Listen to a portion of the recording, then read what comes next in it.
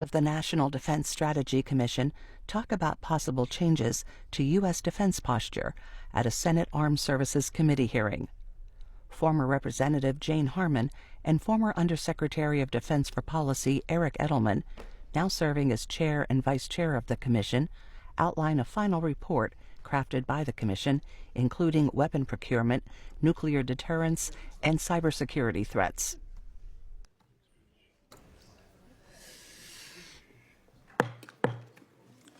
Good morning.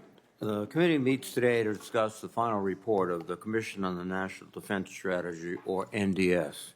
The NDS Commission was established in the fiscal year 2022 National Defense Authorization Act with the mandate of assessing the 2022 NDS and the Department's efforts to successfully implement it.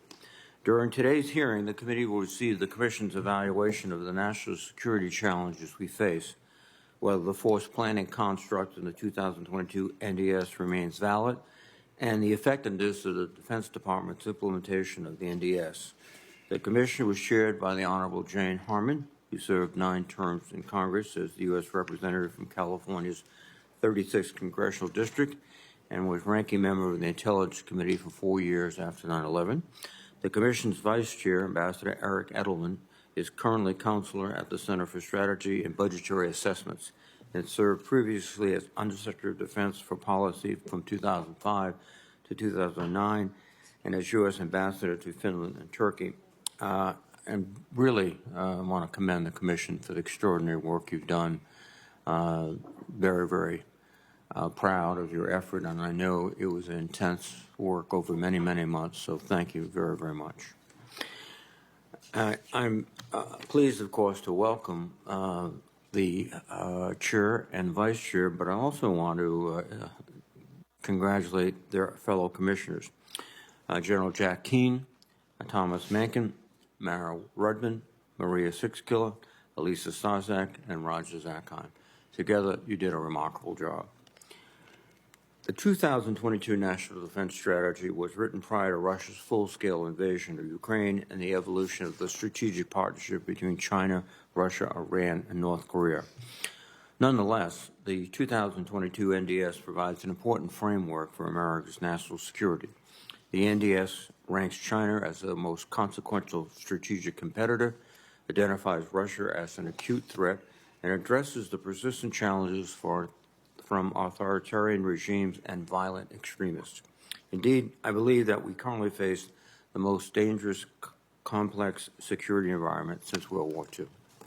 To address these challenges, the NDS proposes 4 broad missions for the Department of Defense, which include defending the U.S. homeland, deterring strategic attacks against the United States and its allies and partners, deterring aggression while being prepared to prevail in a conflict, and building a resilient joint force and defense ecosystem. The NDS also outlines several priorities for building joint capabilities, including the concept of integrated deterrence, campaigning, and actions that will build enduring advantages. And these are well-reasoned priorities. I understand that the NDS Commission agrees broadly with these objectives, but has concluded that the Department of Defense is not adapting at the speed or scale necessary to achieve them or meet today's threats. The Commission recommends a fundamental change in the way we approach our national defense, including an overhaul of the Defense Department's relationships with the U.S. interagency and our allies, a significant investment in the defense industrial base, and a restructuring of the Department's acquisition and procurement process. I look forward to hearing the Commission's specific recommendations on how to make targeted investments and reforms in these areas. Notably, the Commission concludes that the 2022 NDS does not provide an adequate force structure to handle simultaneous conflicts in multiple theaters. The Commission proposes a multiple theater force construct that would resize and restructure the joint force to match regional threats and integrate with regional allies. I would appreciate our witnesses further explaining this construct and what challenges departments may face in implementing it. At its core, the 2022 NDS requires all elements of national power, including military, diplomatic, and economic, to maintain a stable and open international system. However, the Commission concludes that America's civil society must also be reinvigorated as a source of national power. The American public must be educated on the threats we face and encouraged to engage in national service, whether through the military or civil service. And I support the Commission's urgent call to engage more in this area. Ultimately, the 2022 NDS recognizes that the U.S. must modernize and strengthen our military. This will require smart investments in platforms and equipment, rapid development and integration of cutting-edge technologies, and steadfast support for our service members and national security workforce. I will welcome the Commission's insights on how the Department is adapting to these complicated issues and the challenges of great power competition. In light of the wide-ranging global security challenges presented by Chinese aggression in the Indo-Pacific region, Russia's invasion of Ukraine, and the persistent terrorist threat posed by extremist groups and rogue regimes, the committee would appreciate the Commission's assessment of the resources necessary to prevail in strategic competition, as well as its recommendations for strengthening U.S. global engagement and alliances. Let me again thank the members and staff of the Commission. We look forward to your testimony. Before recognizing Senator Wicker, we have a quorum, and I would like to proceed with your permission. Since the quorum is now present, I ask the committee to consider a list of 3,135 pending military nominations and 2 civilian nominations. First, I ask the committee to consider a list of 3,135 pending military nominations. All of these nominations have been before the committee the required length of time. Is there a motion to favorably report this list of 3,135 pending military nominations to the Senate? Moved. Is there a second? All in favor say aye. Aye. The motion carries. Finally, I ask the committee to consider the following civilian nominations: Ms. Tonya P. Wilkinson to be Undersecretary of Defense for Intelligence and Security, and Dr. Michael L. Solmeyer to be Assistant Secretary of Defense for Cyber Policy. Is there a motion to favorably report these 2 nominations? So moved. Is there a second? Second. All in favor say aye. Aye. The motion carries. Thank you very, very much. Senator Wicker, please. Thank you very much, Mr. Chairman. I want to congratulate you on a very fine opening statement, which I fully subscribe to. We have 2 very distinguished witnesses today, and this may possibly be the most important hearing we will have this year. But I have to say I very much appreciate the service of Representative Harman and Ambassador Edelman. Let's go back 6 years. This committee began holding hearings on the first National Defense Strategy Commission report, which reviewed the 2018 National Defense Strategy. The first NDS report was important, helped us make significant bipartisan progress toward improving our national defense. We lost Chairman Jim Inhofe just a few weeks ago. Many of us will remember that he in particular admired that report. He would often hold the report up and wave it around at hearings. His enthusiasm proved that the NDS served as a guiding light for him, and it prompted all of us to consider the report's recommendations. The global security environment has worsened much faster than we expected back in 2018. The first time the first line of a new 2024 NDS Commission report summarizes the situation in which we find ourselves. I will quote that line: "The threats the United States faces are the most serious and most challenging the nation has encountered since 1945 and include the potential for near-term major war," unquote. A dramatic and forceful statement. It turns out that the Commission believes that we are not at all where we need to be, and I think members of the committee understand this. We understand clearly there's no time to waste. The Commission report notes that our military capacity and capabilities are insufficient to meet the current requirements at acceptable risk. The document details the way in which the 2022 National Defense Strategy, an assessment completed just 2 years ago, did not adequately account for the threat of simultaneous and increasingly coordinated military action by our four primary adversaries, a group which I have come to call the axis of aggressors. The report correctly notes that with the possible exception of the Department of Defense, the U.S. government is not acting with alacrity or making so-called whole-of-government strategies more than simply a buzzword. It aptly describes our hollow, brittle defense industrial base and painfully Byzantine bureaucratic process. The report also finds that we cannot fix these problems without increasing defense spending. Thankfully, this committee has added a $25 billion top-line increase for the fiscal year 2025 NDAA. Even that increase, a 3.8% nominal addition, would fall short of the Commission's recommendation, fall well short. The report endorses a 3 to 5% real increase this year, with inflation running above 2%. I appreciate the Commission's recommendation that national security spending must return to late Cold War levels, a goal which matches my plan to spend 5% eventually of GDP on defense. That level of investment would be temporary. It would be a down payment on the rebuilding of our national defense tools for a generation, tools that, if sharpened, can reduce the risk that our adversaries will use military force against U.S. interests. Peace through strength. The 2018 and 2022 defense strategies both recommended a vague force sizing requirement. The mandate called for the U.S. military to have sufficient forces to defeat either China or Russia in a major conflict while simultaneously deterring other adversaries. That force sizing construct failed to provide a useful measuring stick by which to determine the ideal size and capability of the U.S. military.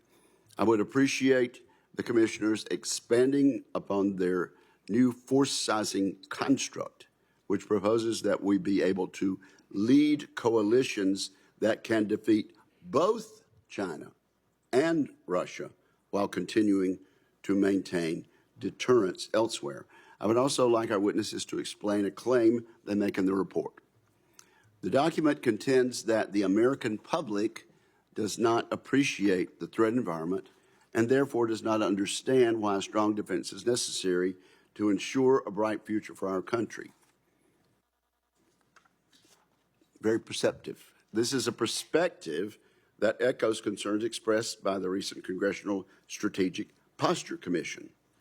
I'm of the opinion that this is largely the fault of the U.S. government, the executive and legislative branches alike, for failing to make the case to the American people. Mr. Chairman, I could go on and on. I would simply say that I appreciate a great deal of the Commission report. I'm grateful for the work of all 8 bipartisan commissioners and their staff. Thank you for calling each and every name of the commissioners, and I hope their labor can help guide us as we write a new national defense strategy and the legislation that will follow to allow us to regain our military edge and avoid wars in the years to come. Again, Mr. Chairman, I congratulate you on your opening statement, and I subscribe to it, and I yield back. Thank you, sir. Thank you very much, Senator Wicker. Now let me recognize Chairwoman Harman. Thank you, Mr. Chairman, and it's a pleasure to appear before you, Ranking Member Wicker, and so many other members of this committee whom I serve with in the House and who are very good friends. I'm happy to be back. And as you know, Mr. Chairman, I almost wasn't back today because yesterday afternoon at Boston Children's Hospital, my youngest child, a daughter, had very experimental surgery, which has resulted, we hope, in her fetus becoming healthy. And hopefully she will give birth in a few weeks, and it's quite a miracle. And obviously I was going to stay there if things had not gone well.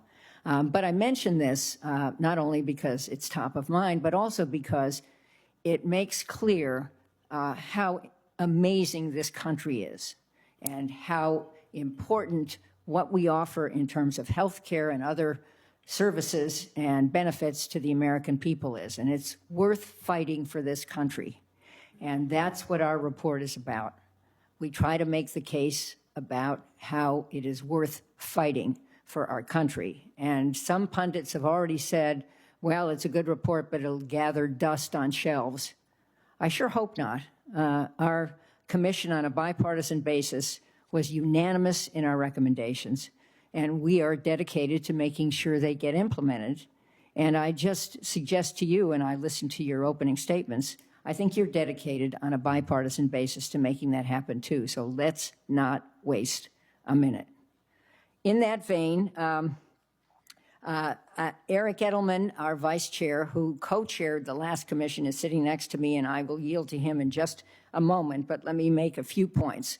Our commissioners who are sitting on a bipartisan basis right over there have been introduced, Tom Mencken, Mara Rudman, and Roger Zakheim, but you did not introduce the vaunted staff sitting behind me on a bipartisan basis, ably led by David Granis, whom you may know was the chief of staff to the late Dianne Feinstein for many years here, and who was originally hired by me in my capacity as a member of the House.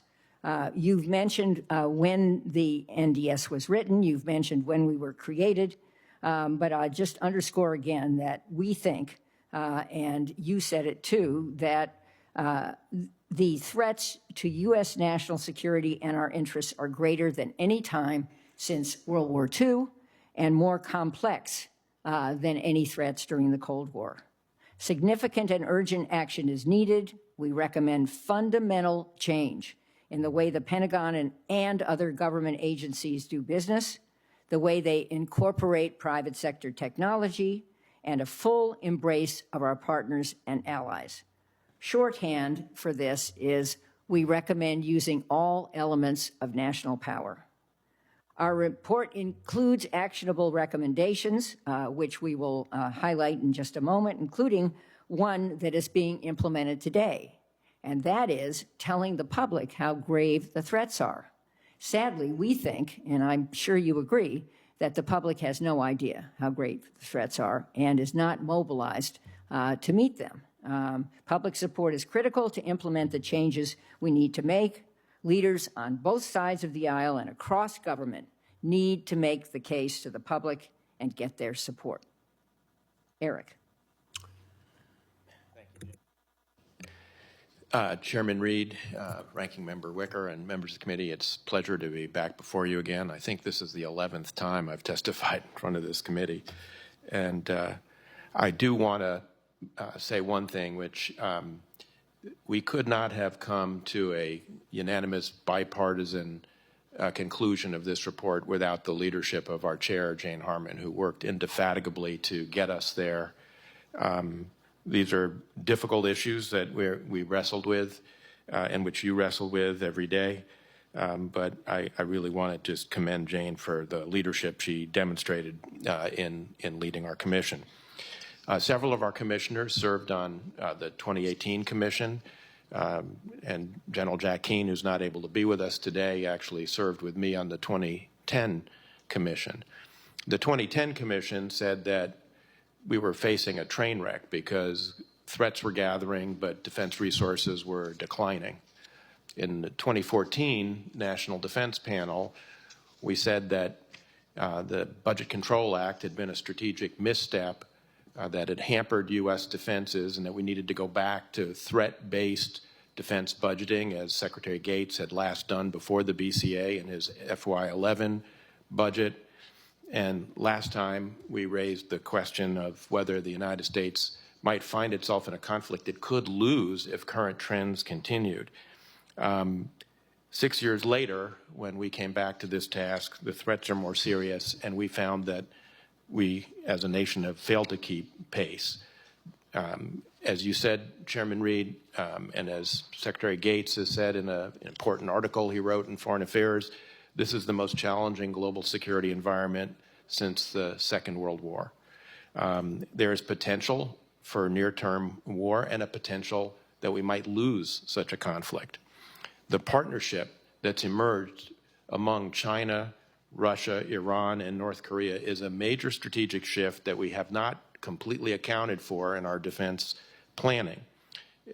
It makes each of those countries potentially stronger militarily, economically, and diplomatically, and potentially can weaken the tools we have at our disposal to deal with them. And it makes it more likely that a future conflict, for instance in the Indo-Pacific, would expand across other theaters and that we would find ourselves in a global war that is on the scale of the Second World War. The 2022 NDS identified China as the pacing challenge. We found that China is in many ways outpacing the U.S.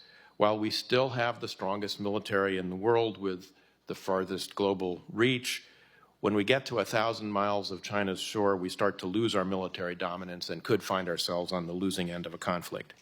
China's cyber capabilities, space assets, growing strategic forces, and fully modernized conventional forces are designed to keep us from engaging in the Taiwan Strait or the South or East China Seas.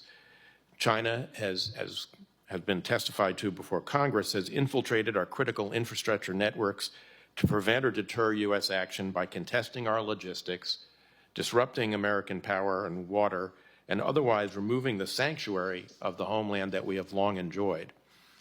For its part, Russia has reconstituted its own defense industrial base after its invasion of Ukraine much more rapidly than people anticipated. Vladimir Putin seeks to reassert Russia as a great power and is happy to destabilize the world in order to do so. Our report describes the threats posed by Iran, North Korea, and terrorism as well. Clearly, Iran and North Korea both feel emboldened by the current environment, and terrorism remains a potent threat fueled by the proliferation of technology. As the DNI has said, the current war in the Middle East is likely to have a generational impact on terrorism. We share the goal, I think, as a commission unanimously of the NDS, that our purpose is to deter war. But doing so is going to require moving with a greater sense of urgency and determination beyond what we've seen over the last couple of decades. Mr. Chairman, we're at 10 minutes and happy to submit the rest of our testimony if you prefer and take questions, or we can briefly summarize our findings. Which would be better? I think the Vice Chair and I would like you to go ahead. Thank you. Thank you very much. So we're sharing this. First finding, DOD cannot and should not provide for the national defense by itself. The NDS calls for an integrated deterrence that is not reflected in practice today. A truly all elements of national power approach is required to coordinate and leverage resources across DOD, the rest of the executive branch, the private sector, civil society, and U.S. allies and partners. We agree with the NDS on the importance of allies, and we commend the administration for expanding and strengthening NATO and building up relationships and capabilities across Asia. We also point out ways for the United States to be better partners ourselves, including by maintaining a more stable presence globally and in key organizations like NATO. We call for reducing barriers to intelligence sharing, joint production, and military exports so we can better support and prepare to fight with our closest allies. Second recommendation is fundamental shifts in threats and technology require fundamental change in how DOD functions. This is particularly true of how DOD works with the tech sector, where most of our innovation happens. We say that DOD is operating at the speed of bureaucracy when the threat is approaching wartime urgency. DOD's structure is optimized for research and development for exquisite, irreplaceable platforms when the future is autonomy, AI, and large numbers of cheaper and attritable systems. I know this because I represented the Aerospace Center of Los Angeles in Congress for so many years, where exquisite, irreplaceable satellite platforms were built, and now we know that there is a plethora of commercial platforms that can do many of the same things and offer redundancy. DoD programs like Replicator and the Defense Innovation Unit and the Office of Strategic Capital are great, but they're essentially efforts to work around the larger Pentagon system. In addition, since the 2018 report, the Joint Staff has worked to develop operational concepts to overcome deficits in numbers and geography. Our commission finds that there is more work to be done to truly operate a joint force with technological and strategic advantage. Mr. Wicker, you raised the issue of the force sizing construct in your opening statement, and we, as you noted, found that it is inadequate. I mean, it was written actually before the invasion of Ukraine and before the emergence of this tightening alliance between Russia and China. And we propose that the force needs to be sized, the joint force, in conjunction with U.S. allies and partners to defend the homeland, but simultaneously be able to deal with threats in the Indo-Pacific, Europe, and the Middle East. These are not all the same fight, so different elements of the force would be required in different parts of the globe, but U.S. global responsibilities require a global military response as well as a diplomatic and economic one. President Putin, in some ways, has done us a bit of a favor by having invaded Ukraine and exposed, as a result, some of the limitations of U.S. defense industrial production and shown that it's grossly inadequate to provide the equipment, technology, and munitions that the U.S. military and our allies and partners need today, let alone given the demands of a potential future conflict, which might be even more taxing. The DoD workforce and the all-volunteer force provide us with a kind of unmatched advantage, but recruiting failures have shrunk the force and have raised serious questions about the sustainability of the all-volunteer force in peacetime, let alone if we had to mobilize for a major conflict or a protracted conflict. The civilian workforce at DoD and in the private sector also face critical shortfalls, and we can discuss some of that later in the hearing. Just a few more findings. We found that the joint force is at the breaking point of maintaining readiness today. Adding more burden without adding resources to rebuild readiness will cause it to break. And secondly, we found that the United States must spend more, but also spend better. This is a point we make consistently. It's not just more legacy programs. It's more spending that gets us to the ability to deter and win future wars. Additionally, we think that Congress should revoke the 2023 spending caps and provide real growth. I know Senator Wicker loves this one. For fiscal year 2025 defense and non-defense national security spending that at a bare minimum falls within the range recommended by the 2018 NDS Commission. That range was never achieved. Subsequent budgets will require spending that puts defense and other components of national security, other components jointly across government and the tech sector and partners and allies, other components on a glide path to support efforts commensurate with the U.S. national efforts seen during the Cold War. But we agree, and let me underscore this because some of the commentary about our report has missed this. We agree on a unanimous basis that the national debt is its own national security challenge. If we want to approach Cold War levels of spending, we need to increase resources and reform entitlement spending. During the Cold War, top marginal income tax rates were above 70% and corporate tax rates averaged 50%. We don't call for those numbers, but we are calling for an increase in resources and point out that interest on the debt is higher than our total number of our total top line of defense spending.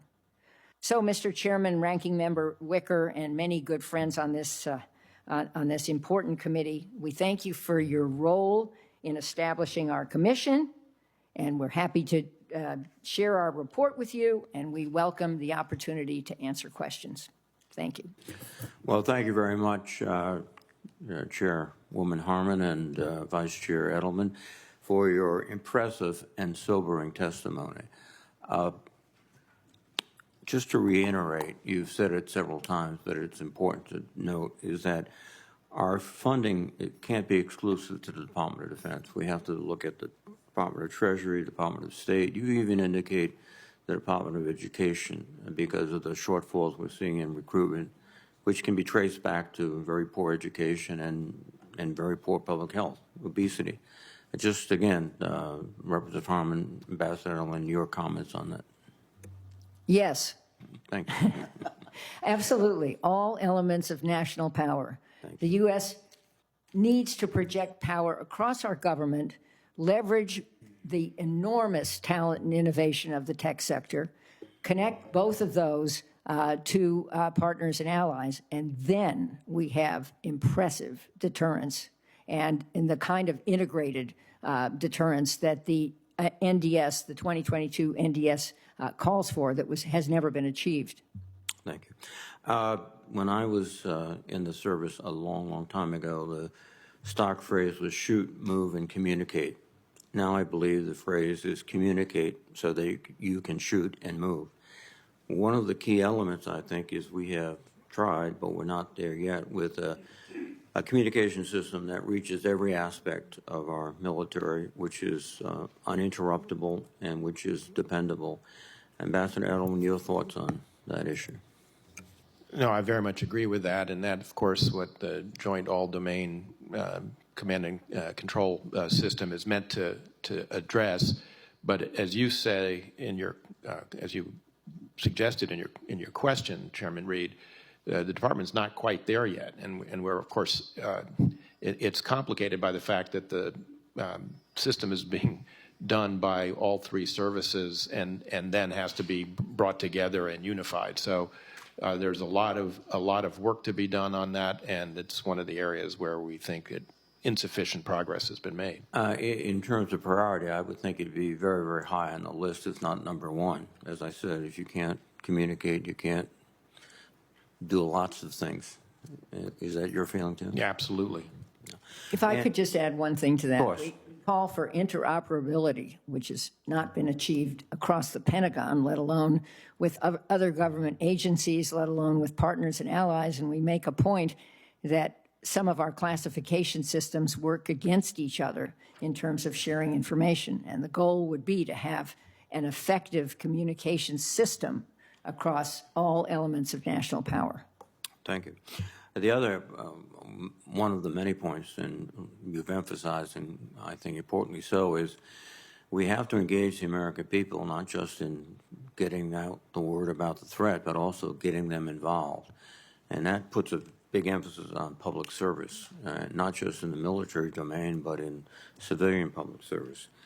And can you just elaborate on those, starting with Chairman Harman? Well, the notion of public service isn't new, as you know, Mr. Chairman. It's been around for years. It was around when I served in Congress, and Congress did not act on any of the proposals that I saw. It is still a way to get all of the public at the proper age engaged in understanding the requirements of citizenship. A lot of our young people have no earthly idea, sadly, because they have no civic education, what our government really is and what are the ways to serve. And surely one of the most honorable ways to serve is as a member of the military. You did it, and other members of this committee have done this. And I think that is the way to revive a kind of sense of coherence and patriotism that we are lacking right now. And adding to this, Ambassador Edelman, is the point you make in the report. The size of our military force is too small, and our ability to expand it rapidly is probably very weak. Is that a fair estimate of our situation? I think that is a fair estimate, Mr. Chairman. You know, we have not really, as a society, talked about the need for national mobilization. But if the worst were to happen, and some of the worst scenarios we discuss in our report were to come to pass, and were we to face a global conflict, it would require mobilization on the scale of what we did as a nation during World War II. And we haven't done that in a long time. We haven't thought about that in a long time. There are a lot of elements to it, including stockpiling strategic materials, but being able to rapidly bring people into the military, et cetera. And I just don't think we're prepared to do it. I think we have to have a national discussion about this. And I think it goes hand in hand with the earlier discussion you had with my colleague about public service and serving the nation. We had in World War II 2 years, essentially from September 1st, 1939 to December 7th, 41, to prepare. And I doubt it will have 2 years to prepare in this environment. Thank you very much. Senator Wicker, please. Well, thank you very much for your testimony. And again, thank you, Mr. Chairman. There was a time when we could sort of count on a rivalry between Russia and China. We don't see much of that anymore. And of course, I've spoken of this axis of aggressors. How are they cooperating with each other now? And in a real crisis, what do we need to look out for about increased cooperation among the four countries that I've identified? That includes, of course, Iran and North Korea. Representative Harman. Well, I think Ambassador Edelman would want to add to this, but I remember being a member of the Defense Policy Board when Jim Mattis was Secretary of Defense, and his piece of advice to us was, let's do everything we can to keep Russia and China apart. Well, oops, that has not happened, and there is this close friendship and collaboration between them. You asked, how is it manifested? Well, we see it most at the moment in Ukraine, where Russia was the aggressor, violating international law and invading Ukraine, and China is a huge help to Russia in evading our sanctions by buying Russian gas and by its efforts to ship into China material for the war. And then you add in, as you mentioned, Iran and North Korea, which are suppliers of drones and other lethal material to Russia. And this unholy alliance, or whatever I think you call it, alliance of aggression, is extremely dangerous. Let's remember that both North Korea has nuclear weapons, Iran is at breakout for nuclear weapons, and the other two countries are nuclear countries. And where this goes is, it seems to me, terrifying. And that is, again, why we need to leverage all elements of national power to make sure we deter these countries from acting against us.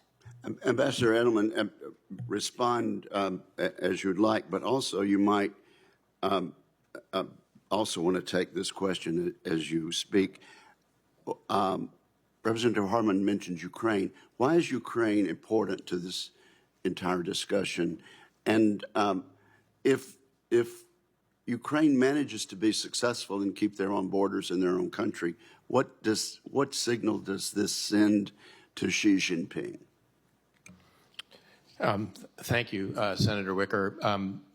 I really don't want to add very much to what Representative Harman just said, other than to say, in short, what we're watching is a war of premeditated, unprovoked aggression by Russia that is being financed by China and enabled by its transfer of dual-use goods, including precision tooling that's allowed Russia to get its defense industry up and running despite U.S. sanctions and export controls. Drones provided to Russia, including a factory built in Russia by Iran, and of course, millions, literally millions of rounds of 152 ammunition for the Russian military coming from North Korea. Sir, some people ask, what's that to us?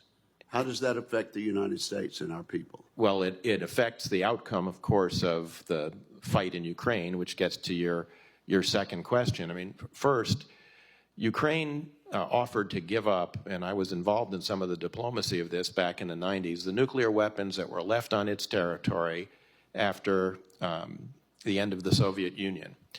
As a result of that, Ukraine gave them up, but in exchange for assurances from the United States, Russia, Great Britain, and France that its territorial integrity would be recognized along the border lines that existed before the 2014 seizure of Crimea by Putin, which was a violation of those undertakings. If our assurances in the nonproliferation realm, in this instance, are shown to be hollow, it will raise questions in the minds of all of our allies about the assurances we've given them, our extended deterrent assurances, whether it's for our allies in Europe, part of our multilateral NATO alliance, or our bilateral allies in East Asia, or our partners, parts of special relationships we've developed in the Middle East with Israel, the Kingdom of Saudi Arabia, the UAE, and Egypt and others. So the whole fabric, frankly, of the international order is at risk here, depending on the outcome in Ukraine. And to your point, if Putin is successful in Ukraine, the lesson that Xi Jinping is likely to draw is that he too can be successful in Taiwan or in the East China Sea or the South China Sea. Thank you. Thank you, Mr. Chairman. Thank you, Senator Wicker. Senator Shaheen, please. Well, thank you both for your work on this report, and thank you to the other members of the Commission, those of you who are here and those who are not. You talked about the communications, the need for interoperability and for communications, but I didn't hear you talk about, and also you talked about an approach that coordinates all elements of national power, but you really didn't talk about the information environment. So can you, one of the areas where we are not keeping up with our adversaries is in the information environment. It's with disinformation, misinformation. So can you talk about what the report suggests we should do with respect to information? Well, it's a hugely important topic. And you're right, we haven't got there yet. But malign influence, foreign malign influence in our pending election is something that we're all worried about. And it is a security threat. Let's go there. But certainly across the world, foreign malign influence and dis and misinformation can alter how we understand what the threats are against us. This is a huge focus now of our intelligence community, and I'm glad this committee is also paying attention to it. We touch on it, but we really, I'm just looking at Ambassador Edelman, we don't have a focus on that. We do talk about AI, cyber, and the information environment, but we don't specifically address mis and disinformation, and I wish we had paid more attention to that. Let me just, I remember being in this room, I think, after the KLM airline was shot down over Ukraine, and General Breedlove, who was then CENTCOM commander, saying, as long as it takes us 2 years to identify the Russians as being the people responsible for what happens, we are losing the fight.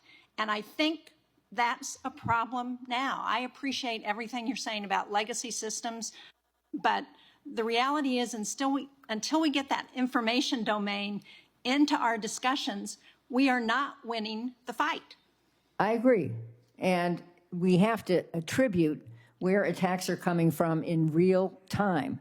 It's tricky, for example, in responding to cyber attacks, to know whether if China does something to us or Russia or some criminal syndicate, we should respond immediately, because tit for tat can lead to unwise outcomes for us. But nonetheless, we have to know who did what to us. And we don't you're have totally a strategy.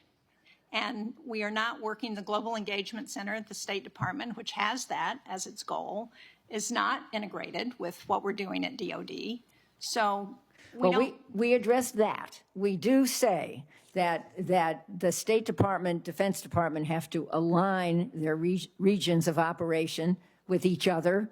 and then add in the Treasury Department with sanctions, add in all the other agencies of government like AID that have some play here, add in partners and allies. That's the way to project American power. And you're right that a huge focus needs to be, absolutely needs to be, on finding the source of dis and misinformation and making sure we correctly understand the threats against us. Senator Shaheen, if I just might add to what Representative Harman said, part of our emphasis on all elements of national power is precisely to get at the issue you raise, which is that we have disestablished, a number of years ago, the U.S. Information Agency. We don't really have a dedicated capability. We have in the Department of Defense a capability for military information to support operations, which is an important capability, but I think sometimes because there's a default to DOD, they end up engaged in information operations that are really beyond what they're capable of executing effectively, and I think that is a problem. So we need a better integrated effort across the entire panoply of national security institutions, but also need some dedicated effort on information. Our adversaries think information is a hugely important domain. They invest a lot in it, and we just have not matched that investment. I certainly agree with that. I'm pleased to hear both of you say that. Hopefully that will be more of a focus going forward, and I appreciate the First Amendment concerns. However, we were able to deal with that during the Cold War. We ought to be able to deal with it today. Thank you. Thank you, Mr. Chairman. Thank you, Senator Shaheen. Senator Fisher, please. Thank you, Mr. Chairman, and thank you, Representative Harman, and also Mr. Ambassador, all of the commissioners and good staff for the work you've done here. Mr. Ambassador, nuclear deterrence is the foundation. It is the bedrock on which our national security rests, and I understand that the Commission did not seek to replicate that work that came out of the Strategic Posture Commission, but it does highlight the importance of deterrence, strategic deterrence, in view of China's development, Russia's aggression, on and on. As you considered the strategic elements of the national security policy for us, can you explain to this committee the role that nuclear modernization plays in the NDS Commission's proposed multiple theater force construct? Nuclear deterrence, Senator Fisher, is is the fundament on which everything else is built in terms of our national security. It's operating every day. It's not visible to American citizens, but the fact of our nuclear deterrent force, all three legs of the triad, being available is the most powerful deterrent that we have to conflict. It's not sufficient, but it is the absolute basis. And we really, I think, agreed with the conclusion our colleagues on the Strategic Posture Commission reached, which is that we have to move forward with alacrity on all the elements of modernization of the nuclear triad. That's the GBSD Sentinel program, that is the B-21, that is the Ohio replacement class. All of those things have to be accomplished, and there are problems in some. One of the reasons we highlighted education is that some of the problems that GBSD are running into has to do with lack of skilled workers to be able to pour the kind of special reinforced concrete that you need for the new silos for missiles, the new control systems for missiles. We lack welders in the submarine industrial base, as Senator Wicker knows well. So there's a lot that has to be done across the board in order to move forward with nuclear modernization, but it is absolutely fundamental to our ability to deter aggression against our allies and, of course, against the homeland. Thank you. And Representative, I really appreciated your comments on the workforce and the need we have for that, for a national strategy, and to be able to work with Senator King on a bill that we introduced, that we were able to get some of those important factors into the NDAA so that we can address them and hopefully continue to grow what we need and meet those needs quickly. Ambassador, based on the Commission's work, what do you think are the biggest barriers that we are going to face as a country to achieving that multiple theater force construct?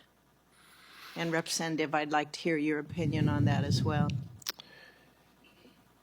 Well, the first, Senator Fisher, to your question, the force right now is too small, and so we have to grow the force, and that's in the face of the recruiting challenges that we've highlighted in the report that the Army in particular, but also the Navy and the Air Force have faced. And why, and I'm going to interrupt you. Please. Why is it too small? Can you explain, in this setting, the threats that we are facing when we look at the adversaries that we face and how that has changed over the last decade?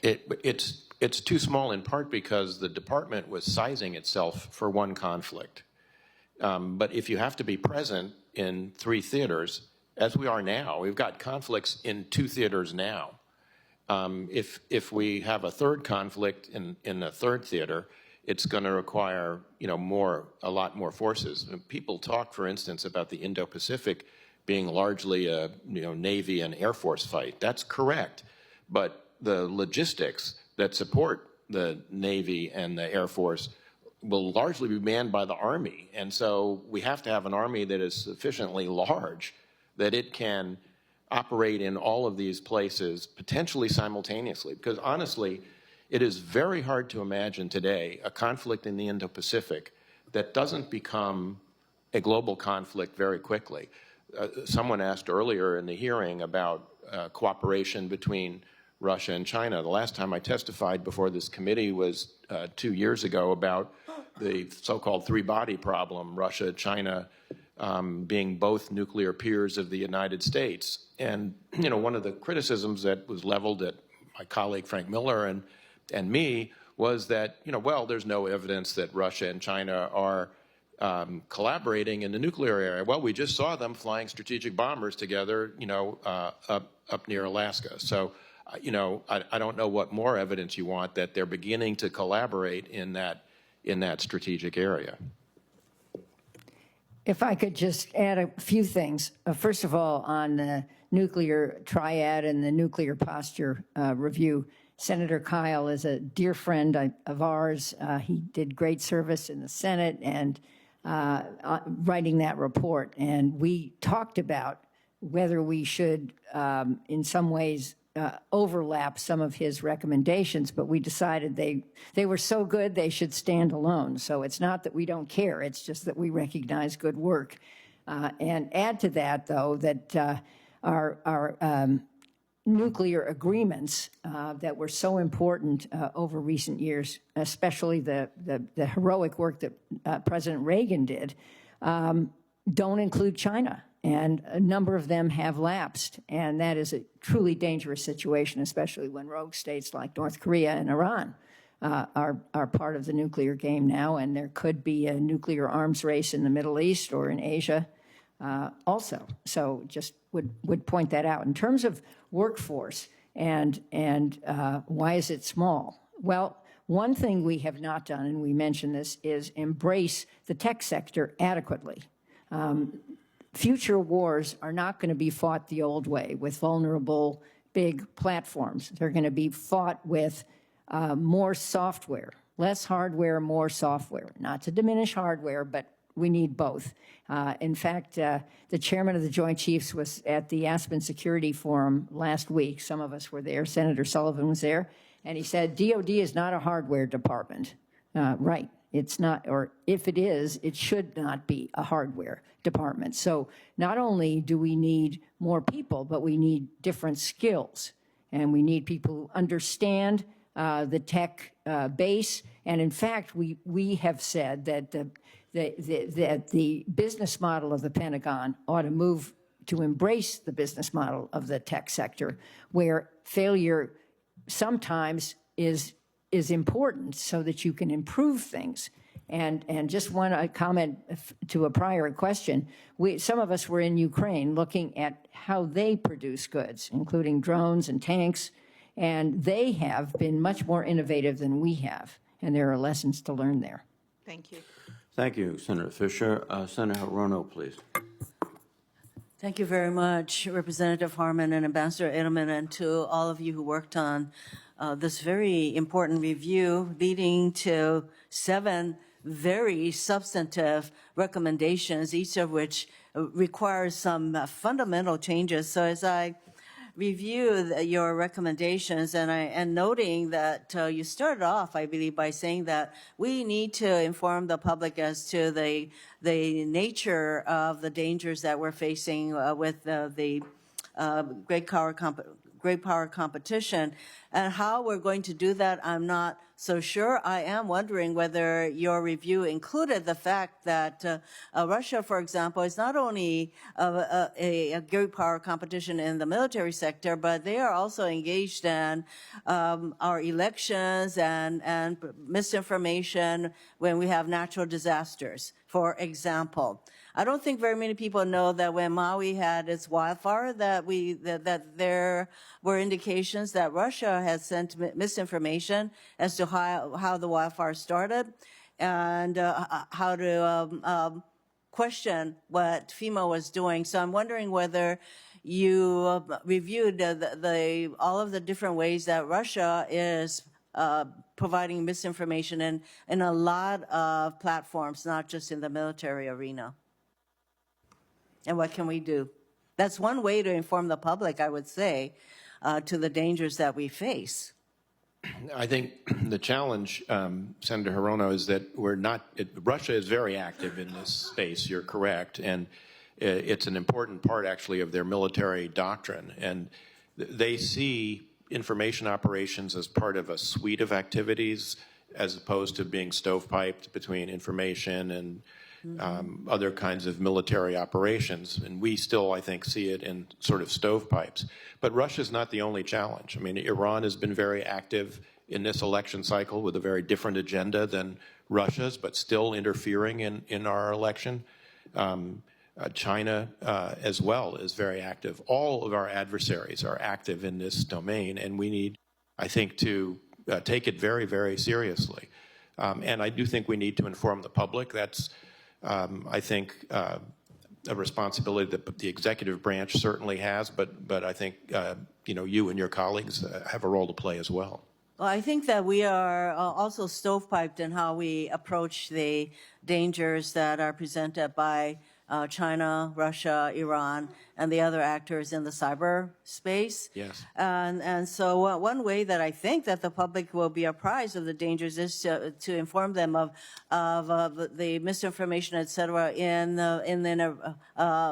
where they can relate, such as our elections, and I don't think we're doing such a great job with that. One of the other important recommendations you made, you talked about, Congresswoman Harman, is that we are not set up to take risks in our acquisitions and other forms, and that the culture of not wanting to take risks. So how do we even approach something like that? Because it's not just we need to maybe spend more money on our military, but how do we change the culture so it's not just about money, it's about attitudes, it's about risk-taking. How do we approach that? Well, let me respond to something you started with, which is the devastation in Lahore, Maui. Having been there just before the fire, it was a glorious place, and you lost so much of your history, and it's tragic that that happened. On this topic, we had a lot of discussion about risk-taking, which is a core value of the tech sector. How do you learn unless you take risk? How does SpaceX learn unless it's prepared to lose a lot of its assets and then build better based on lessons? sadly, both the Pentagon and Congress are pretty risk averse. I'm not accusing any member of this committee personally, however. The way Congress operates with respect to requirements of the Pentagon, and not only some of the budget issues here, we'll get into those, I'm sure, operating by CR and possible, shutdowns is really an expensive way to proceed. I'm sure you are all aware of that, and hopefully we're in a new era where we don't do that. But if you build to requirements and then the requirement fails and then you do oversight and punish the people who have failed, that creates a risk-averse culture.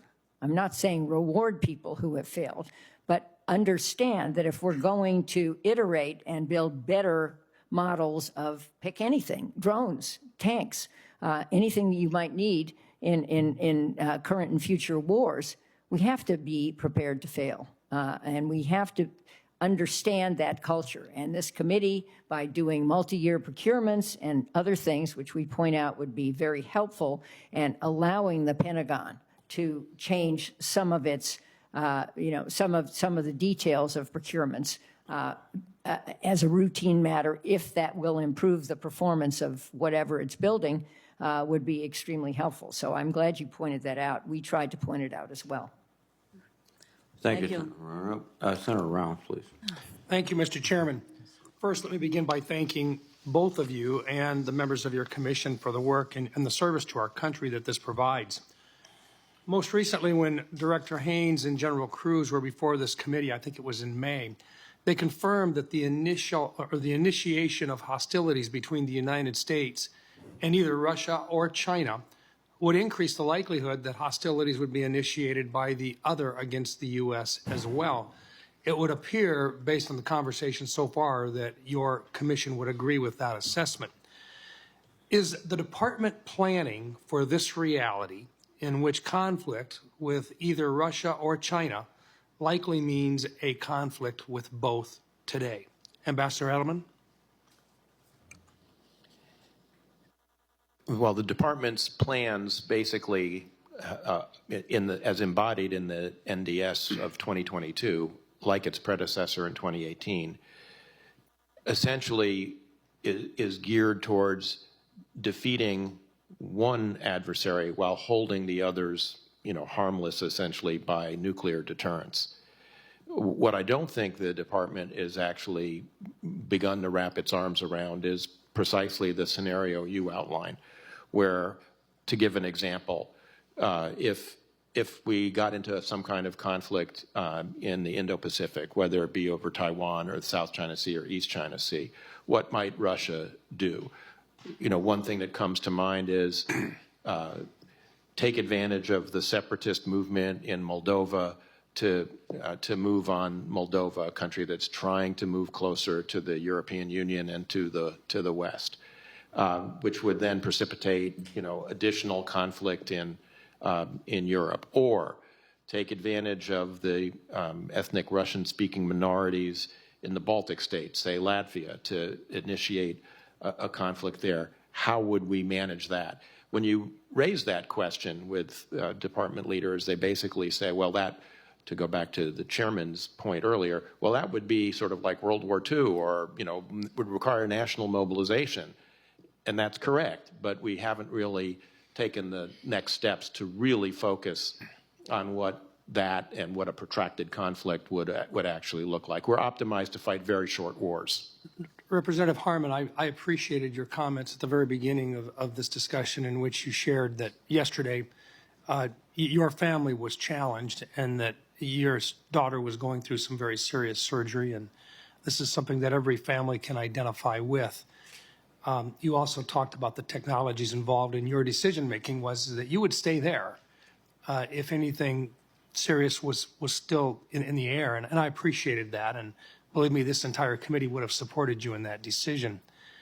You also indicated the need or what this country represented with regard to the technologies that we have and that we sometimes don't take advantage of.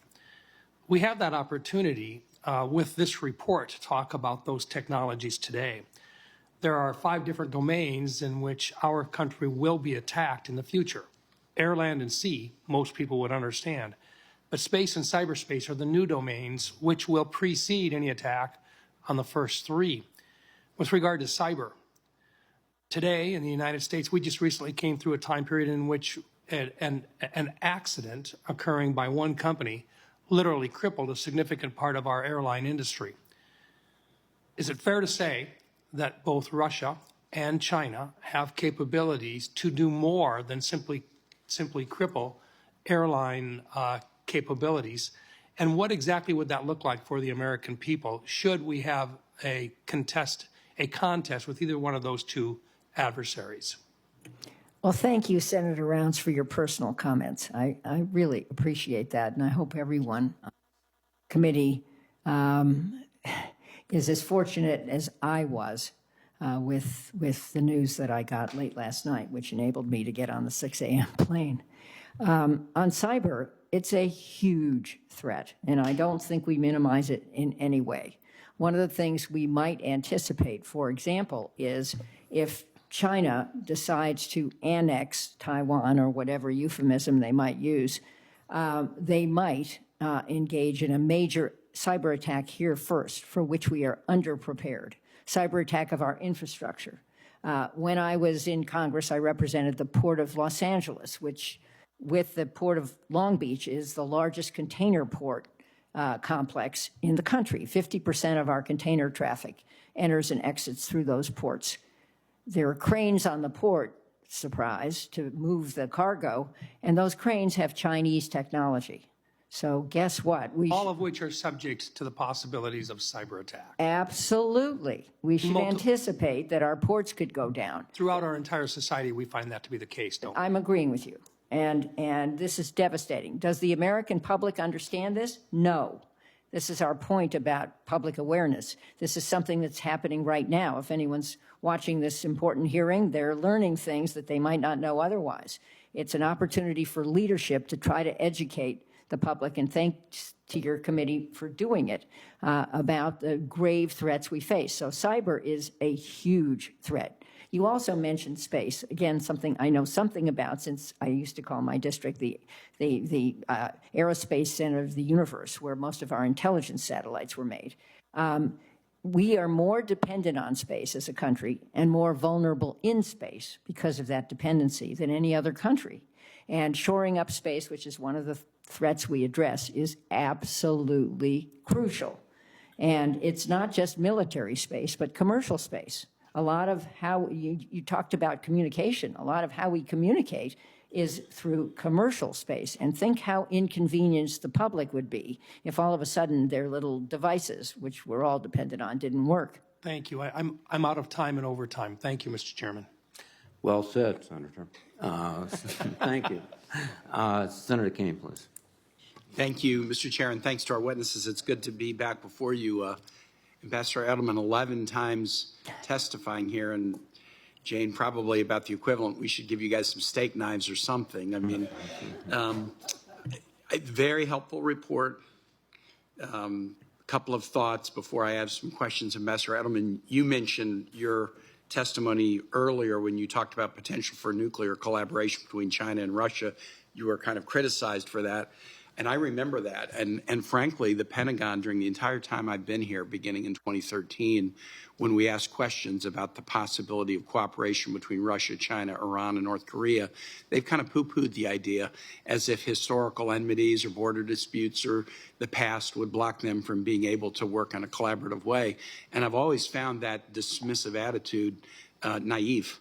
And I think that the results of today are showing the degree to which these nations, seeing the U.S.'s strong alliances, realizing they don't have them, they're drawing closer and closer together. There may be barriers to the level of cooperation, but we shouldn't assume those barriers are going to inhibit significant collaboration. And I think that's one of the aspects of your testimony, your joint testimony in the report, that's very powerful. I did chuckle at one of the punchlines, which is that we need to do a lot more defense spending and bring the deficit down too. We hear that punchline at a lot of hearings in a lot of different committees, but that's why, that's why we we get elected to do what we do, and there are tough choices to be made. Here's a question that I have. If you asked American public, and I do think educating the public about the challenge is important. If you said, what's the most important national security threat today? I bet the top one would be fentanyl. I think before just the American public would cite Ukraine or would cite the possibility of a war against Taiwan, I bet they would say fentanyl. The National Defense Strategy in 2022 had one paragraph about the Western Hemisphere. You have a section dealing with Africa and Latin America that is a much longer paragraph. I like that. And yet it's about Africa and Latin America, and it talks about the fact that China and Russia are making Africa and Latin America real centers of activity. And as the chairman of the Americas Subcommittee on Foreign Relations, when I travel in the Americas again and again and again, from governments left, right, center, or unpredictable, what I hear is we'd rather work with you than with China, for example, but you're not present. Yeah, we appreciate you lecturing us not to accept a free 5G system from China, but what do you have on the table? We appreciate you telling us not to allow Russia to help with port investments, but what do you have on the table? And I think the fact that we spend so little intellectual energy focusing on our own hemisphere, and I just match that up against, I think the American public would say fentanyl is like the biggest challenge, national security challenge that they see every day. Now, this committee's done some good work. We have done significant investments in fentanyl interdiction technology. I had a chance to see some of it that is being piloted in Brownsville about 2 weeks ago that I think will really help us. But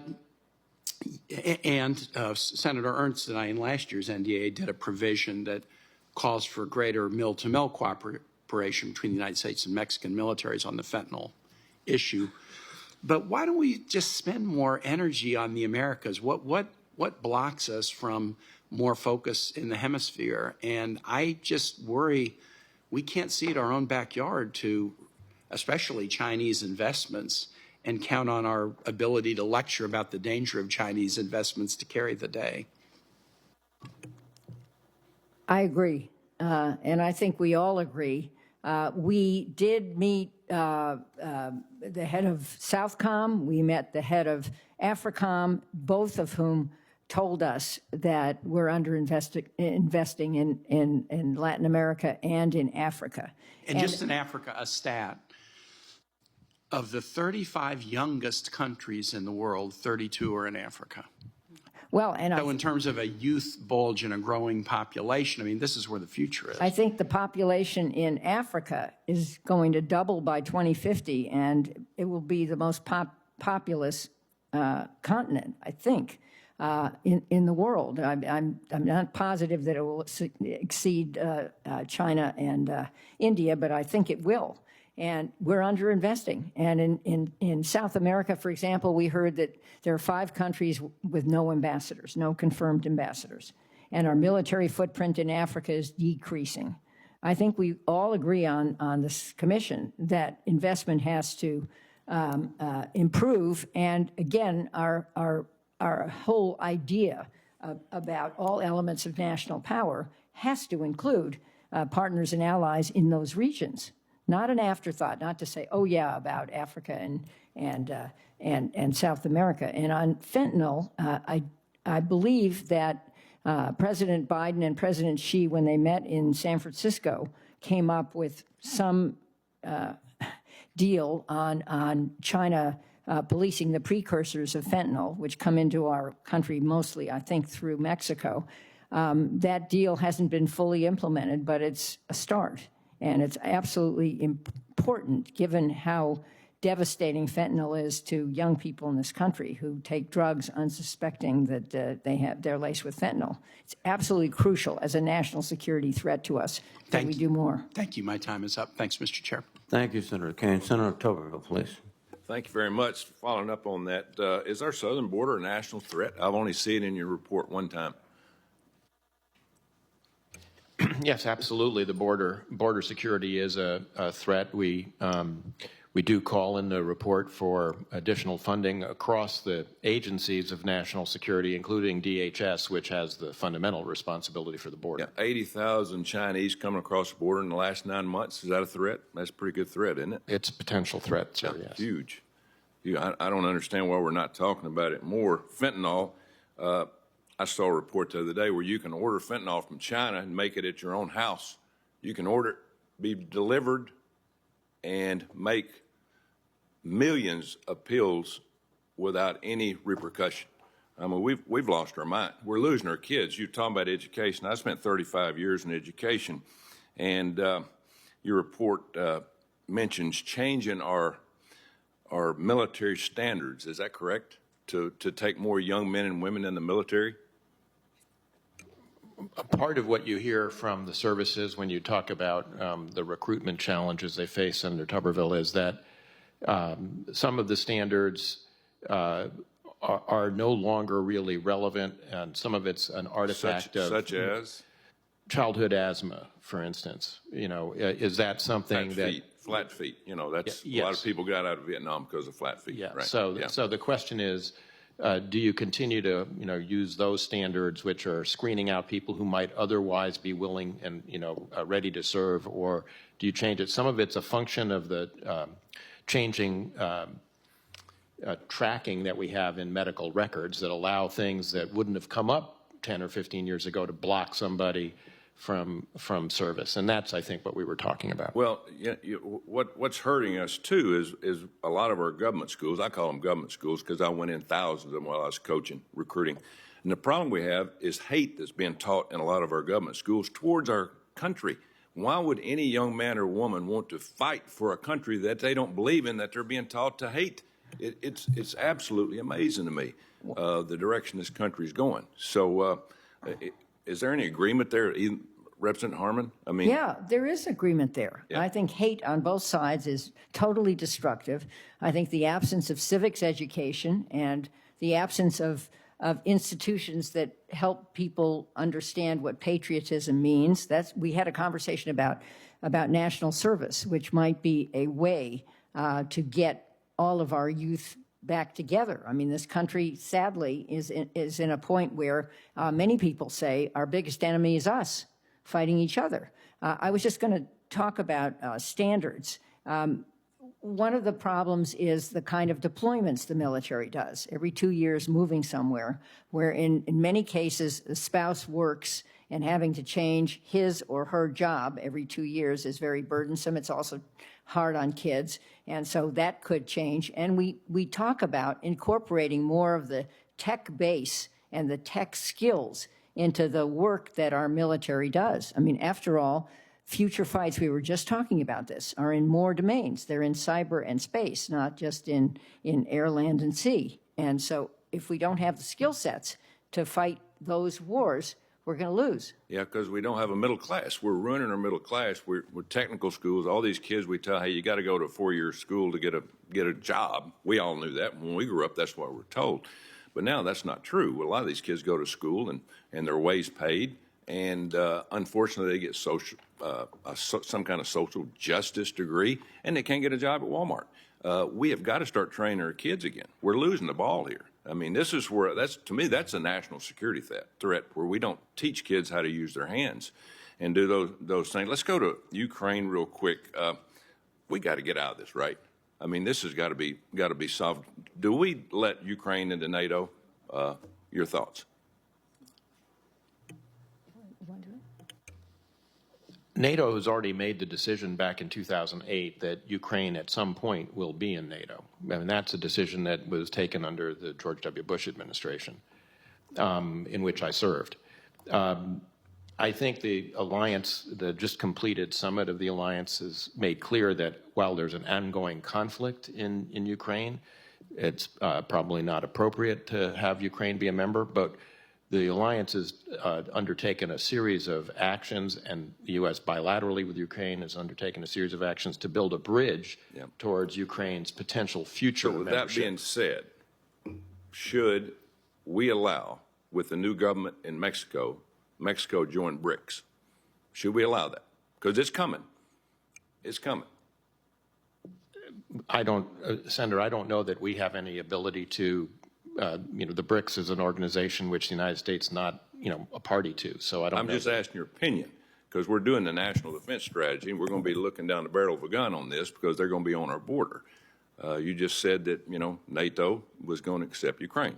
Should Mexico go into BRICS if offered that position with the new president they have? The BRICS is actually kind of an invention of Goldman Sachs. It's not really a serious military organization of any sort. As we speak, it is coming, though, with India joining, with Iran joining, Saudi Arabia joining. It could be a threat. Thank you, Mr. President. Thank you very much, Senator Tocqueville. Senator King, please. Thank you. The first country to adapt new technologies generally wins wars. Genghis Khan in the stirrup, the longbow at the Battle of Agincourt, the tank in World War I, radar in World War II. We are systematically missing technologies. It's one of the great failures of the last 10 or 15 years in our defense structure. Directed energy, hypersonics, AI, cyber, information warfare. We are woefully behind on every one of those. Directed energy. We're shooting down $20,000 Houthi missiles with $4.3 million missiles of our own. That's ridiculous. And the budget for directed energy in the Defense Department has fallen by half in the last 3 years. Representative Harman, is it systematic legacy thinking? What's the problem? Why did we miss these obvious technologies? Well, you heard us say that the Pentagon is moving at the speed of bureaucracy. I think it is legacy systems, old think. I think Congress is somewhat... I think it's legacy thinking. Legacy thinking, fine. But I think that Congress is somewhat complicit in the way the budget process doesn't work and this insistence on requirements and oversight rather than on what is the problem set we are solving for, which is how the tech sector thinks. I've been making a comment about DIU, the Defense Innovation Unit that was set up by the late Secretary Ash Carter, that maybe we should outsource the Pentagon to DIU, which is ably headed by someone named Doug Beck, who had 11 years experience in the private sector, because they know how to think about this. And I couldn't agree with you more. The budget of DIU is $1 billion out of $850 billion.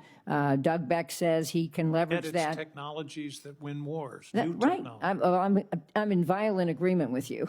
He says he can leverage that into $50 billion of commercial investment, but that's still a pittance compared to the kind of change we need to undergo, not just at the Pentagon, but at the Pentagon lashed up with other government agencies, with the tech sector, and with partners and allies.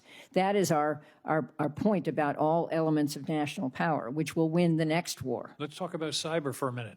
I think it's kind of pathetic that today, just today, this morning, at the beginning of this meeting, we approved the very first Assistant Secretary of Defense for cyber. Cyber has been a serious threat in this country for 15 or 20 years, and just today we're finally getting there. To me, that's emblematic. Let me talk about another point about cyber. Several of our members and you all have talked about the cornerstone of our defense strategy is deterrence. In cyber, we have no deterrent strategy. We're trying to patch our way out of this. People have attacked our country, they've attacked our elections, they've attacked our infrastructure.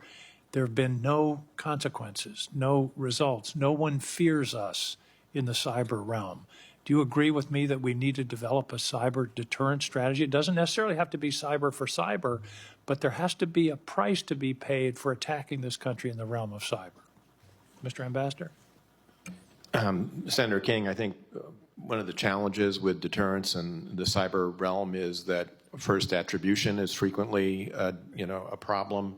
But secondly, the actions you take are not necessarily visible, and therefore it lacks the kind of visible signs that we have in other realms. Needs to be visible to the adversary or to the adversary. Deterrence. Yeah. Well, the problem is it needs to be visible to the adversary, but the question is it visible to your allies who you are also trying to protect with your deterrent? I did want to, if you permit me, on the directed energy point, because I think it's a very powerful point that you make. I think directed energy has suffered a bit from overpromising in the past, and it's been the next big thing, and a lot of people have felt that it's not been delivered. But clearly what you identified is correct, which is we can't be on the wrong end of the cost imposition curve where adversaries can use very cheap attritables that we're shooting down with $1 million missiles. That's just not sustainable. But there is progress being made on directed energy, including by our allies. The UK has a system, Dragonfire, that looks like it's got some promise. The Israelis have, got Iron Beam. So there's activity going on, and I think you're right that we need to invest more time and effort in it. If I could just add one thing on cyber. I think you serve on the Intelligence Committee as well. There are things we're doing that we can't talk about that are deterring cyber against us. And we're in other networks, and I won't I'm sorry, but elaborate if we on that. can't talk about it, it's not deterrence. But You've got to be able to talk No, about it. It's maybe, Dr. Strangelove. You but can't not keep all- the doomsday machine Not secret. all the time. Our adversaries do understand some of the things we're doing for deterrence. Attribution is still an evolving art, and we can't always identify who's doing what to us. But I think we're stronger in the cyber realm than may appear publicly. I think we have capabilities. My time is up. I commend you for mentioning terrorism. I worry that we've turned our focus so much to great power competition.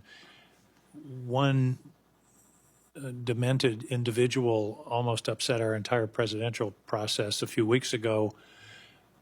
I think terrorism is still a very, very significant threat, and I'm afraid we are not attending to it sufficiently. Thank you, Mr. Chairman. Thank you, Senator King. Senator Cotton, please. Representative Harman, Ambassador Edelman, and the rest of the commission, thank you for your good work once again. Ambassador Edelman, you spoke with Senator Fisher about the multiple theater force construct, basically the kind of threats we're planning for. And there's a time when this nation planned to fight 2 major wars at a time. And I think now we're down to a force that can fight one conflict and protect our homeland and hopefully scare bad guys everywhere else around the world and not starting war. Is that right? That is correct. That's what the 2022 NDS describes. So that's what our National Defense Strategy says. Is the current force even capable of doing that, in your opinion? Putting aside what it should be capable of doing, which I'll come to momentarily, can it even do that? I think there are very serious questions about whether the force in being could actually execute the strategy. Okay. There's been some talk about this access of Russia and China and North Korea and Iran. You might add in a few other ancillary bad actors like Cuba, for instance. Do these countries have to get together in a secret diplomatic meeting and agree to carve up different parts of the world or to act in concert? Russia, you strike Ukraine. China, I'm going to hit Taiwan, and then Iran's going to go for the jugular in Israel. Do they have to get together like the Molotov-Ribbentrop summit and have a pact to act in concert together? They could do that, but they don't necessarily have to do that. I mean, the problem we face is twofold. We face one problem that you've just described, which is concerted, collaboration in aggression. But there's also the potential of opportunistic aggression if something happens in one theater and one of the other actors decides to take advantage of it to do something in another theater. Representative Harman, I see you nodding your head. Would you like to add your perspective? I totally agree with that. And we see that all the time. And I'm not sure if you were in the room, but one of the things that Ambassador Edelman said is that China is watching intently whether Russia can get away with its illegal invasion of Ukraine. And if it can, that would empower China without a conversation with Russia to move against Taiwan. And that this idea, well founded in history, that these adversary nations don't have to sit down at a secret summit, that they can just see that, for instance, the United States and its allies are being taxed in Europe, and therefore now's the time to become more aggressive in the Middle East if you're Iran, or maybe China goes for the jugular in Taiwan. It gets back to the point about this force construct as well. What they also see is what the United States says it's capable of doing, and the fact that it may not even be capable of doing that. Is that right? I agree. Yeah. And the word pivot probably should be retired. I don't think we can leave anywhere. I think we have to have an understanding of the threats against us, not just against regions, everywhere. And the whole idea of this multiple force construct is flexibility and having an adequate deterrence so we don't engage in more wars. Another related point, there's been some questions about the information environment, misinformation, disinformation, cyber threats as well. Those are important, don't get me wrong. But are wars going to be won in the information environment and cyber without things that go boom in the real world, Ambassador Edelman? You have to have both. I mean, I don't think you were in the room, Senator Cotton. I said that our adversaries, particularly the Russians, who've written a lot about this doctrinally, see information as part of a suite of activities, including all of their kinetic activities, whereas we see it in sort of silos. But they see it totally differently, and you have to be able to, bring all of those elements together in war. And we've learned a lot, and we've technologically seen advances on the battlefield in Ukraine on both sides. But isn't it the case that the most important technological advances are the advances that enhance the power of the things that go boom on the battlefield, the munitions, the aircraft, the drones, the interceptors, and so forth, not things that are just done from keyboards sitting back in Washington? I want to be careful because I think part of the answer is that some of what we've done, for instance, in arming the Ukrainians with different off-the-shelf commercial drones, has been undone by Russian electronic warfare, which is done from a keyboard. So, and electronic warfare is sometimes attributed to quote, information warfare as well. So I think it's keyboards closer to the battlefield with big dishes that shoot invisible things up into the sky, right? Exactly. Not just people sitting at a keyboard writing a hashtag. Correct. Okay. Thank you both. My time's expired. Thank you very much, Senator Cotton. Senator Manchin, please. Thank you, Mr. Chairman, and thank both of you all for very informative discussions this morning, and I appreciate all the hard work you've done. When I first came to the Senate in 2010, I came leaving the governor's office of West Virginia and wasn't really that much in tune on the national threats that we had. I was worried about the threats we had in West Virginia. So when I came here, I tried to bone up when I was on this committee, my first committee.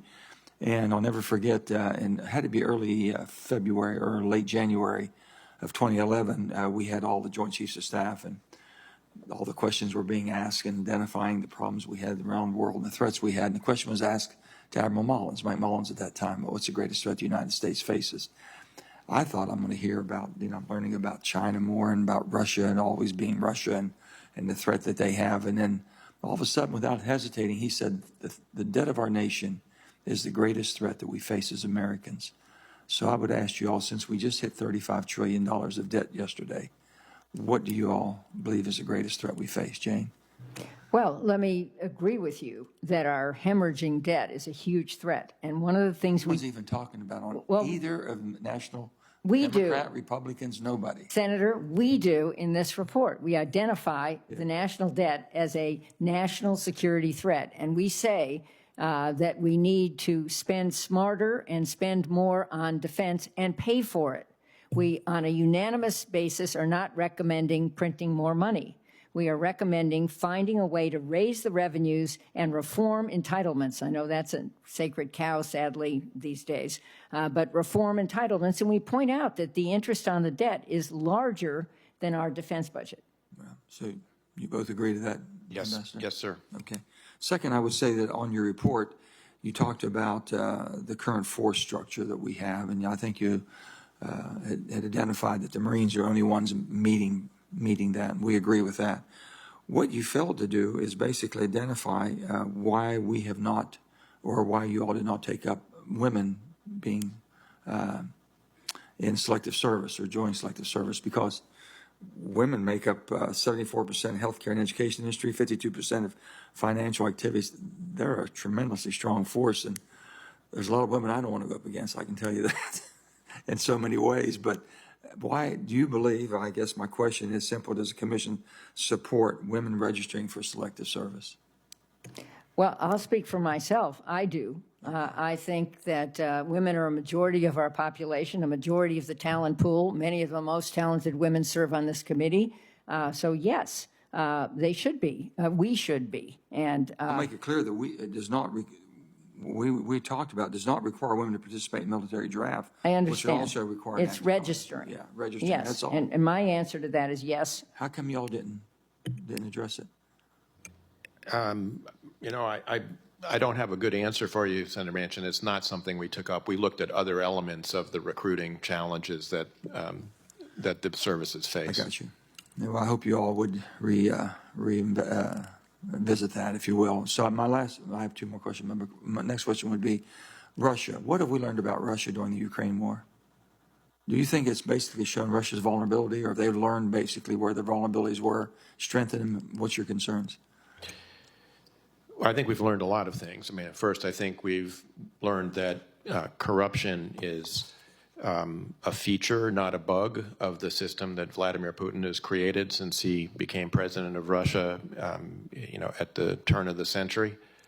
I think we've learned that Russian military doctrine is not necessarily going to predict how they actually will fight when a conflict comes up. I think we've learned that that we've relearned a lesson that has been true of Russian military history for hundreds of years, which is they're willing to sacrifice the lives of their service folks to gain an objective without regard, you know, to the human costs. If I could, my final question, if I could, real quickly.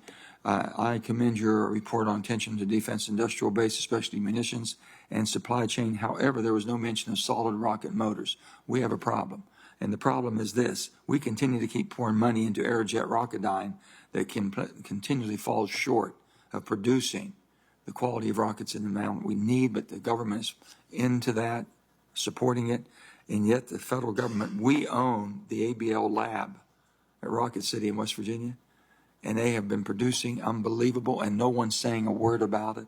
No one's basically pushing. Why are you shoving money into a private entity when board changes? Who's buying stock ownership when you already own one? Have you all looked at that, or would you, and basically bring it to a higher level? Sure, absolutely. And you'll be missed here. You have been very articulate at identifying things, not just that West Virginia does, but you know, the energy needs of this country and why it matters that we export more energy. If you would look into it and compare ABL at Rocket City in West Virginia, okay, versus Aerojet Rocketdyne, and look at the ownership, the production, the quality of what we're producing there, because without that, as we've said before, we can't compete. We just can't. So if you would do that, I would appreciate it. Okay, thank you all. Thank you, Senator Manchin. Senator Ernst, please. Yes, thank you, Mr. Chair, and thank you both so much for being here, for your leadership, and to the entire commission for their great work and support staff as well. We really do appreciate it. Of course, we've had the opportunity to hear about this urgent assessment of our national security landscape, and it has changed quite dramatically since the last NDS. So thank you for your time and attention. The recommendation should be a roadmap to address our security challenges and restore American leadership on the world stage. I feel that's very important. It's desperately needed right now. And I know we have talked about force structure, and Ambassador, we'll start with you. Only recently has the force planning shifted to a single conflict structure, despite facing the most significant strategic competition our country has ever faced. So the report, I want to draw attention to the quote, and I know we've talked about it, but the report includes a quote from a defense strategist who warns, quote, "A force that can only wage one conflict is effectively a zero conflict force, since employing it would require the president to preclude any other meaningful global engagement," end quote. And in light of this, again, if you can talk a little bit about the multi-theater force construct, Ambassador, but then I also want to then lead into what Senator King alluded to with terrorism. Where does that leave our counterterrorism forces? Senator Ernst, I think the problem we have is that to go to your point, if we have a force that's optimized to fight one war, when a crisis erupts and the president asks the Secretary of Defense and the Chairman of the Joint Chiefs for military options to deal with it, the answer they're likely to get is, Mr. or Madam President, we can fight this fight, but you will be at very high risk in all these other places. And against that backdrop, what kind of decisions would, come out of that? It's why I think it's described as a zero war force.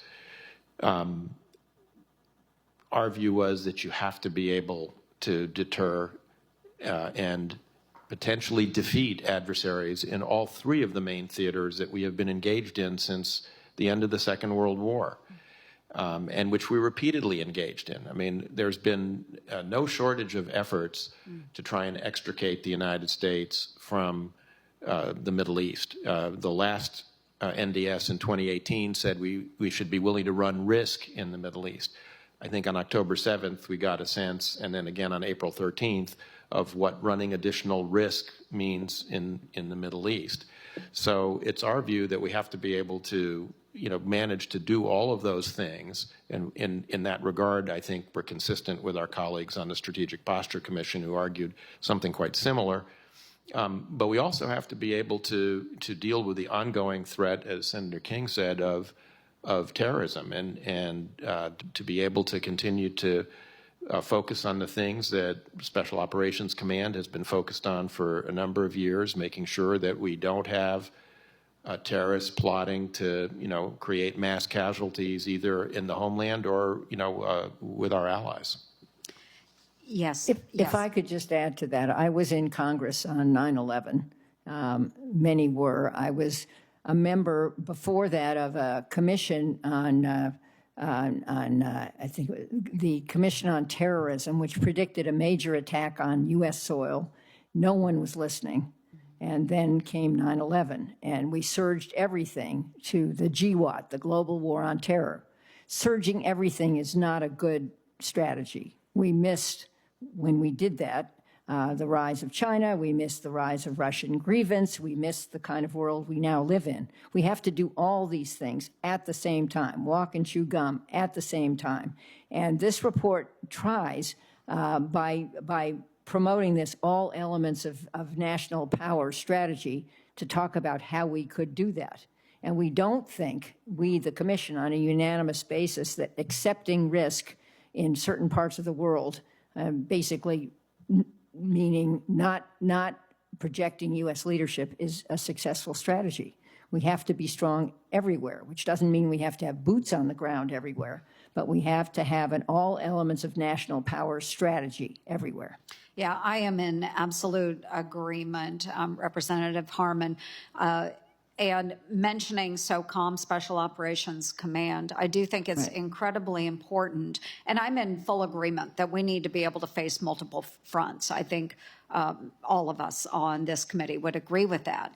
But we also have to have those that are nimble, agile, those that can respond quickly to situations. Those forces are found in SOCOM. We need to be able to leverage different tools of power in other regions to create stability. So whether it's kinetic action through the military or just working with friends and allies, we need to create greater stability all around the world. And I think we can achieve that, but we have to be willing to invest. And diplomacy is one of our tools. So it's soft power matters, but hard power does too.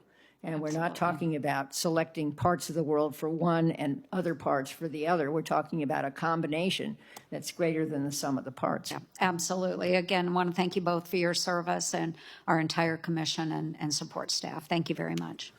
Thank you, Senator Ernst. Senator Gillibrand, please. Thank you, Congresswoman Harman. Thank you, Ambassador Edelman. So grateful for your testimony, and thank you for the great work of this report. One of the things that you concluded was that the DoD should invest more in cyber capabilities and capacity. Over the last 2 NDAA cycles, we included a cyber academy to create an ROTC type program. There's about 600 schools eligible right now across the country who are already participating in this program. It's built on an NSA, much smaller program. Can you talk a little bit about how this Cyber Academy and its 1,000 slots a year could help meet DoD's future needs?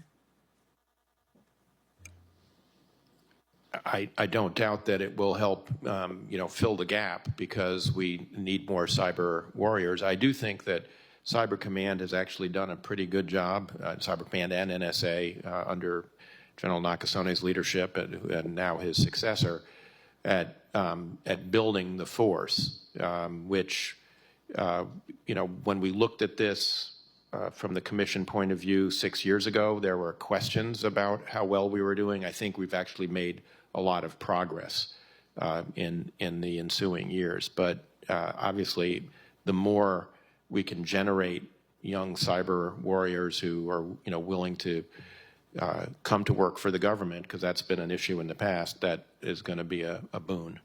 I would just add that and I'm not sure you were here when we talked about it, that the two new defense domains are space and cyber. And we now have Space Force and we have Cyber Command, and slowly we are building the skill sets that we need for our defense capability, not just in the Pentagon, to be robust and effective. And so a major cyber attack on U.S. soil could presage China's annexation of Taiwan. That's something we mentioned before. That could happen. Is the American public aware of this and ready? Absolutely not. Is there Chinese technology all over America, including in our ports? Absolutely. And so building more capable people who have the training and having a more focused government on the threats are both essential things to do. Mm-hmm. So one of the concerns I have is that the current recruiting technique for Cybercom and Cyberforce is that they're recruiting from the existing services. So Navy has to give X number every year, Army, Marines, et cetera, Air Force. And not all the services can meet the goals. Not all the services have the senior cyber personnel that a Cyber Command actually needs and wants. And when they do leave to Cyber Command, then there's no cyber expert left in the service because they just gave those personnel to Cyber Command. So one question I have for space as well, shouldn't we consider having a West Point for cyber or a West Point for space, or having one new service academy to educate and train the military personnel for Cyber Command and Space Command? And the reason I say this is because the Cyber Academy that we have created is just civilian jobs, because 50% of all cyber jobs are civilian. So let's at least recruit from the entire country in an ROTC type program for non-military personnel. And so that arguably can be 1,000 kids a year graduating with that capability. So let me push the next question. 1,000 of civilian personnel is great, not going to meet all our needs. Do you think we should think about, or at least do a study on the importance of perhaps having a service academy to directly train military personnel and commanders in cyber and space? It's not something we examined, Senator Gillibrand, but I certainly think it's something worth some study to see whether that would generate the kind of flow-through that you would want to staff those skill sets, as my colleague just said. And we also talk about integrating the tech base with the DoD base, and make a recommendation that the business model of the tech base may be much more successful than the business model, government at the pace of bureaucracy of the Pentagon. And the tech base produces a lot of highly trained cyber folks through our national university system and private universities. So I think the study is still a good idea, but I also think there are resources we're not leveraging that we could. So even a more serious question, you conclude that given that much of the critical infrastructure that the United States relies on for the power projection overseas falls outside of the DoD's remit, the Department needs to further its integration with and increase the capability of the other parts of the U.S. government, including DHS and CISA, intelligence community, FBI, and state and local governments. This finding I find to be the most troubling because it's entirely outside the DoD's mission. It's outside their authority. It's outside the job they want, the job they're willing to do. But in actuality, we don't therefore have domestic cyber defense. FBI is the best cyber response organization in the globe. CISA can literally only offer best practices, and their best practices are the best practices, and they're doing great outreach and all the things. But there's no one to stop, and this goes to Senator Angus King's questions. There's no one to stop a significant cyber attack, let's just say on military bases, taking out all of our capabilities domestically to have an electric grid, a water supply, food supply, emergency services, stock exchanges. There's no one to stop that, as if we'd want that in a war scenario. And we stop a bombing that's going to happen on our subway system, but we don't stop a cyber attack that's about to hit on our subway system. We'll do response, we do offensive. So with the 0 seconds I have left, could you please talk a little bit about what we should be doing from a cyber defense for the homeland? This year's NDA has a requirement for a plan for how to protect at least our military bases, but I think we should be protecting all of critical infrastructure. Look, I agree, and I think the department is just beginning to wrap its arms around this problem. That as I'm not sure if you were in the room, Senator Gillibrand, when we said earlier, the homeland, if there's a conflict, is not going to be a sanctuary anymore, and the first attacks will likely be in the cyber domain, and they will be incredibly disabling for our society, but also for the department. But getting all of the agencies of government that would have a role in all this, because it goes beyond just DOD, it goes beyond just DHS. I mean, it goes to the Department of Transportation, it goes to Commerce. I mean, there's just, it's an unbelievably complex issue, and we're only, I think, now kind of wrapping our minds around it, and it needs a lot more work and attention from the department. I think that Senator King mentioned that this committee just confirmed an Assistant Secretary of Defense for cyber today. It's way too late. It's way too slow. You're absolutely right that all of this stuff has to be accelerated. I do think some of our capabilities that we can't talk about publicly are more extensive than people may believe, but the public is essentially clueless about the massive cyber attacks that could be launched any day by our adversaries, not just nation states, but rogue actors as well. Thank you, Senator Gillibrand. Senator Smith, please. Thank you, Mr. Chairman, and thank you for your work, both of you. I want to ask a few questions about sort of this, our pivot to China, which I think, in this place, in this town, there's hard to find bipartisan agreement on much. I think most people agree that China is our, however you want to call it, chief adversary, pacing threat, pacing challenge, however you want to wordsmith it. I think that's real. And I think there's recognition, I think in your work and others, that we have a capacity problem in effectively doing that. So I wanted to ask maybe Dr. Edelman, as relates to this, sort of like priorities. How would you, I guess for either one of you, what would you say? I mean, I think I have an idea of what the number is. The amount of money that we spend in Europe. How much of our defense budget? Give me a ballpark of a dollar amount. Senator Schmidt, it's a little hard to disaggregate it because, you've got command and control that, covers a variety of sins. But if you're getting at the question of, do we need to spend less on defense of Europe and more in the Indo-Pacific, I think we've got to be able to do both. Here's the point. We're not doing both. And my argument isn't the withdrawal necessarily. My argument is, some estimates would be 150 billion to 300 billion a year. Let's just use that as a number, and people could debate what that actually is.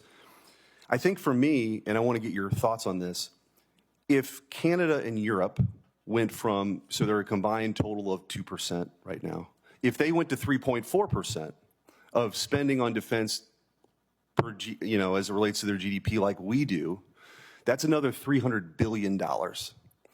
And I'm just, have you guys grappled with this? Because to me, $300 billion allows us to, continue to be, an important ally for our European allies, but also allows us to do the things that we need to do for the homeland in China. So how do you guys view that? I think, look, our allies need to spend more on defense. That's clear. At the latest NATO summit, there's clearly a lot of talk of allies moving beyond 2% of GDP, which now I think about 2/3 of them are hitting, to beyond 2% to 2.5%. I think, honestly, a sine qua non of them doing that is also seeing us make the investment, which is why in increasing our top line, which is one of the reasons we came to the conclusions we did about, the U.S. Top line. But obviously, we need our allies to be producing more. Our defense industrial base is in very bad shape, as we've discussed in our report. The European defense industrial base is in even worse shape. Yeah. So we need, their industrial base. We need our industrial base. We need our allies in the Indo-Pacific, Australia, Japan, the Republic of Korea, Taiwan, all need to be stepping up, because to match what Russia, China, North Korea, and Iran are doing is going to be beyond our ability to do it ourselves. We're going to have to do it, with allies. So there's going to have to be broad investment across the across all of the regions. And by the way, Middle East as well. We've got, partners in the Middle East who could also be doing more in that regard. I would just add that I think Europe is waking up to this, and I think there's a robust conversation in Europe about doing more, and even possibly setting up. I don't think this idea will ever become a reality, some kind of a European force.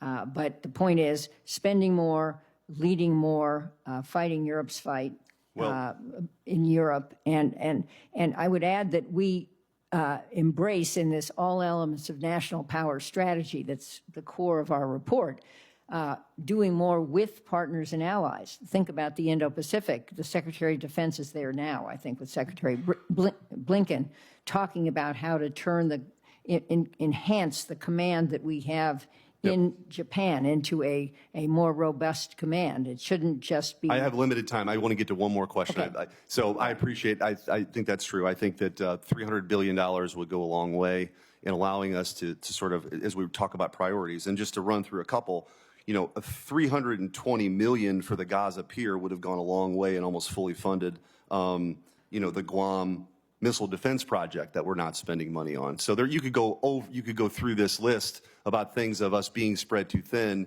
and missing what our real priorities are. And I don't have time to go through them all, but they're significant. I guess the final question of the time that I have is this question of the industrial base. I mean, to me, there's no question Europe needs to step up, and that's the part of a lot of conversations we have here. But as it relates to our industrial base, I supported the plus up. I think we should be spending more. If there's a couple of things that could be done to actually produce the things that we need, we don't have enough of what we need. What are a couple of those top line suggestions that you would have, that when people ask me back home, when I talk about this challenge, what are the things that can be done differently? Well, I mean, members of this committee have done, their job for sure in providing, for instance, authority for multi-year procurement, which is, I think, one of the most important things, because industry responds to, the notion that they're going to have a, long timeline to produce this, not just a spike and then go down. It would be helpful if the appropriators would on their side, make sure there are dollars appropriated against that to do that for the department. That I know is one of the problems that's held up the department until recently. I just add that we're not only talking about the defense industrial base, we're talking about the industrial base and embracing fully the tech sector, which has much more to contribute to the defense of our country than it is able to contribute. Thank you. Thank you, Mr. Chairman. Thank you, Senator Schmidt. I want to thank Representative Harman and Ambassador Edelman for their excellent testimony based on a superb report. And I also want to shout out to General Keane and Tom Mankin, Mara Rudman, Mariah Sixkilla, Elisa Sarzak, and Roger Zakheim, the great group.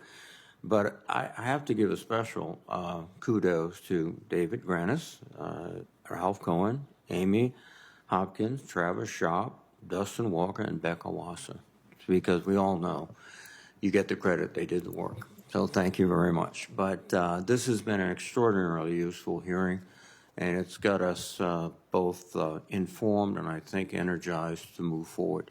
And with that, I thank you all, and I will adjourn the hearing.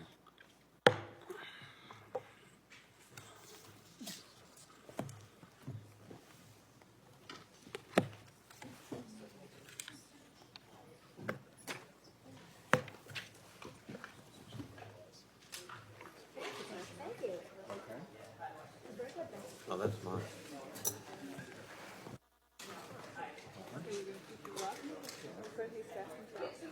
Yes, that's a solid staff report. You did a good job. Thank you. Excellent, you did an excellent job.